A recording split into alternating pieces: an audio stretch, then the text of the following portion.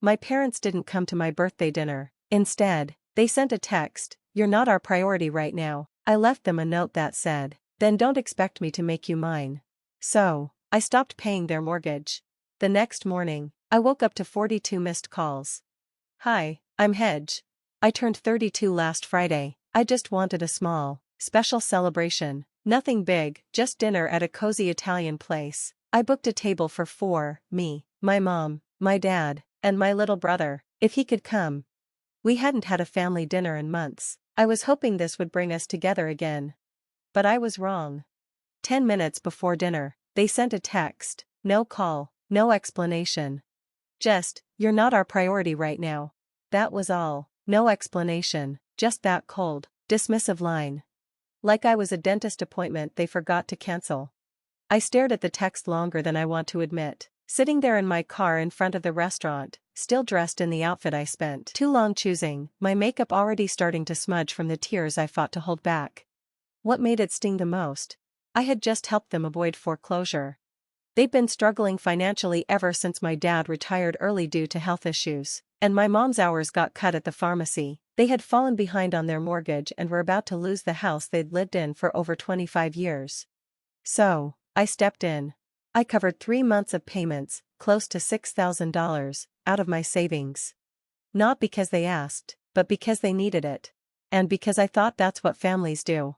When I got home that night, the house was dark.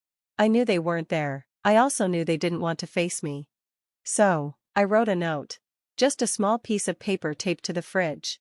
"Then don't expect me to be yours." I packed a small overnight bag and left.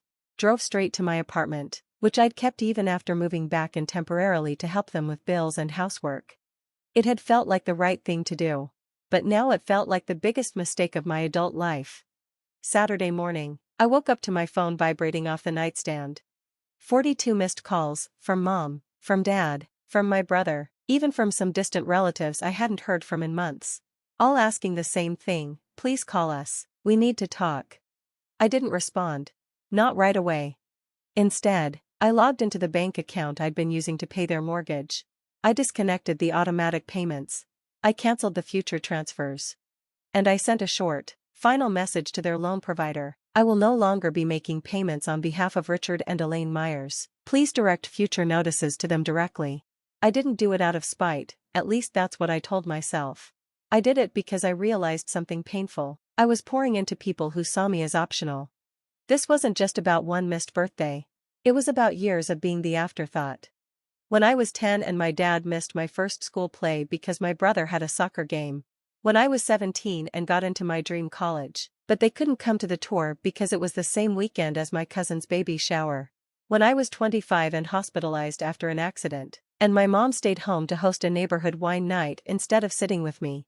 Little moments, stacked like bricks, and Friday night was the last one I could carry. The voicemails they left were all some variation of confusion and desperation.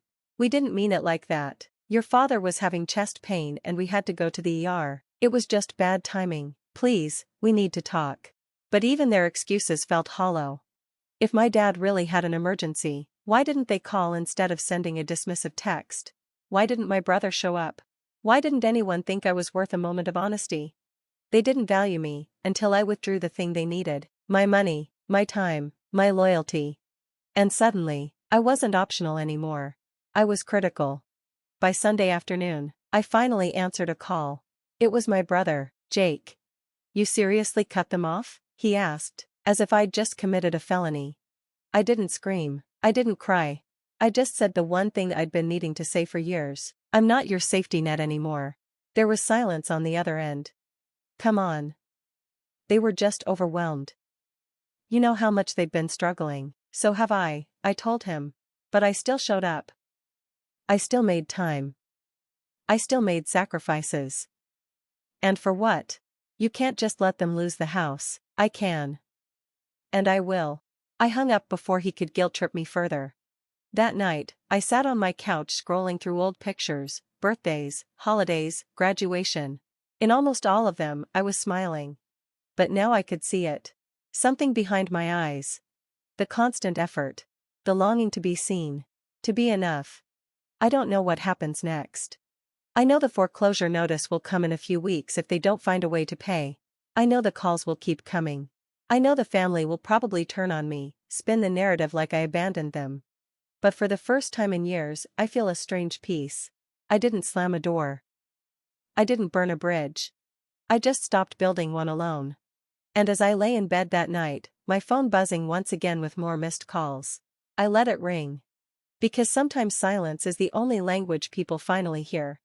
By Monday, I had stopped counting the missed calls. They came in waves now, sometimes aggressive, sometimes desperate, sometimes weirdly quiet, like they were waiting for me to come to my senses. But I didn't. Instead, I went to work. I answered emails. I made my coffee. I did my job with more focus than I'd had in months. It was like finally dropping their weight had unlocked something in me, something I hadn't even realized I was suffocating under. Tuesday afternoon, I got an unexpected knock on my door. I live in a secure apartment building, so someone had to let them in. When I opened the door, it was my mother. She looked smaller than I remembered. Tired. Her coat too big. Her eyes bloodshot. "Can we talk?" she asked quietly. I didn't move, didn't say yes, didn't invite her in. She took that as permission anyway and stepped inside, looking around like she'd never seen it before, even though I'd lived there for nearly 5 years. "This is nice," she said, forcing a smile. I crossed my arms. "Why are you here?" She winced, as if the question physically hurt her. "We need your help." Of course. She launched into her speech, that they were behind again, that the mortgage company was sending letters, that the house was going into pre-foreclosure, that they didn't know where else to turn. Then she paused and looked up at me with wide eyes. "Why would you just cut us off like that?" "Because you made it clear I wasn't your priority. You told me that, word for word." She shook her head, a tear rolling down her cheek. "We didn't mean it that way. Your father was having chest pain. We had to go to urgent care." "Then why not say that? Why send a 6-word text and go silent?" She didn't answer. "Because I wasn't worth the explanation," I said, answering for her. "Because for years, I've been bailing you out, funding you, sacrificing for you, and in return I get texts like that on my birthday." "We were overwhelmed," she whispered. "So was I. And I still showed up." The silence stretched. She didn't try to defend herself anymore. I think some part of her finally understood. "You could have told us you were upset," she said, barely above a whisper. "I did. My whole life." That one landed. She stood there, shoulders hunched, looking older than I'd ever seen her. For a second, I felt a flicker of guilt. But it passed, because this wasn't cruelty. It was consequence. "I'm not paying your mortgage anymore," I told her. "I'm not your emergency fund. I'm not your fallback."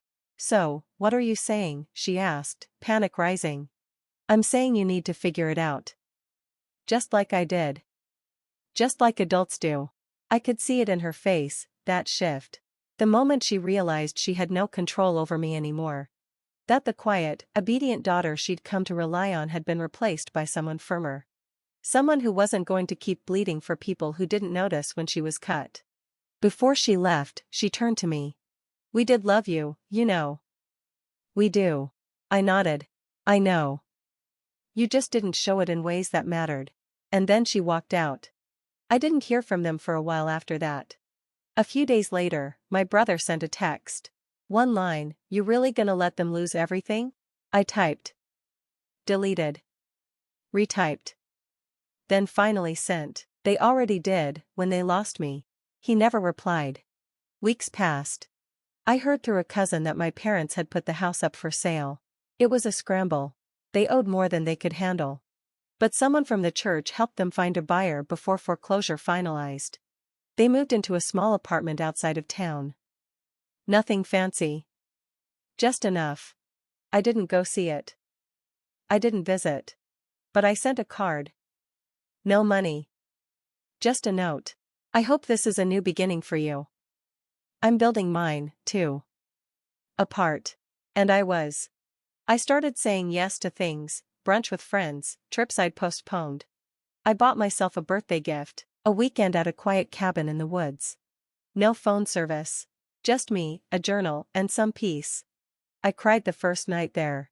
Not because I missed them, but because I didn't. Because I finally understood what freedom felt like. Not just financial freedom, emotional freedom. The freedom to walk away from relationships that only survive when you carry all the weight. The freedom to stop setting yourself on fire to keep others warm. Sometimes I still get updates, a forwarded email here and there, or messages in a family group chat I never reply to. I'm not angry. I'm just done. Some people never say thank you. Some only realize your value when you're gone, and it hurts them. But I've learned, that's not my problem to fix. It's theirs. Now, I'm finally free to live a life that doesn't need their approval, their praise, or even their presence. It took me 32 years to reach this point. But I'm not going back. I left with nothing except my self-respect. And honestly, that's more than they ever gave me.